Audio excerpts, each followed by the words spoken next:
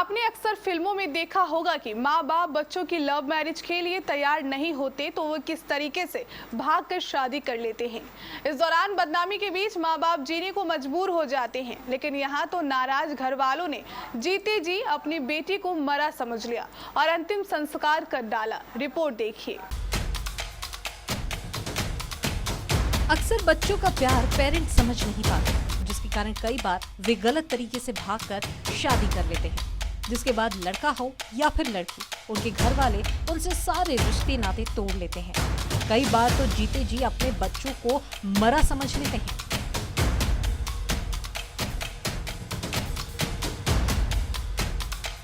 दरअसल ओडिशा के केंद्रपाड़ा जिले में कुछ ऐसा ही हुआ, जहां एक अजीबोगरीब घटना सामने आई है। यहाँ एक परिवार ने अपनी इच्छा के खिलाफ हुई शादी का विरोध करते हुए 20 साल की लड़की को पब्लिकली रूप से मृत घोषित कर दिया और उसका अंतिम संस्कार भी कर दिया।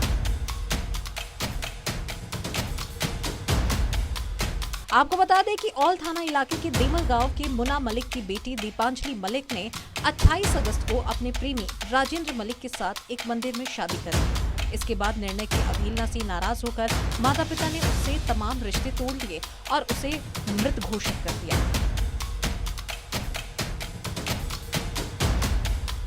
वहीं दीपांजलि के पिता मुन्ना मलिक ने कहा कि हमारी बेटी राजेंद्र के साथ भाग गई है। हमने और पुलिस थाने में उसके खिलाफ शिकायत दर्ज कराई है। पुलिस ने पता लगाकर हमारी बेटी को हमें सौंप दिया, लेकिन दीपांजलि ने बहसबाजी की और गांव के मंदिर में जाकर राजेंद्र के साथ शादी कर ली।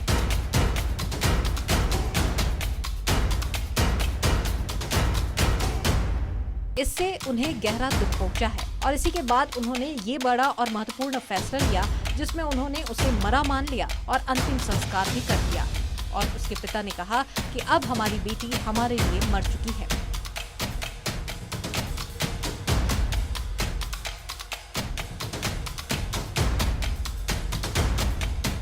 तो वहीं दूसरी तरफ लड़के के माता पिता ने बेटे और बहू को खुशी खुशी स्वीकार कर लिया है।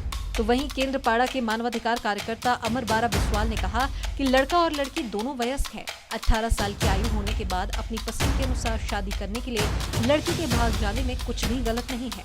लड़की के परिवार के सदस्यों को उसका अंतिम संस्कार करने का कोई अधिकार नहीं है।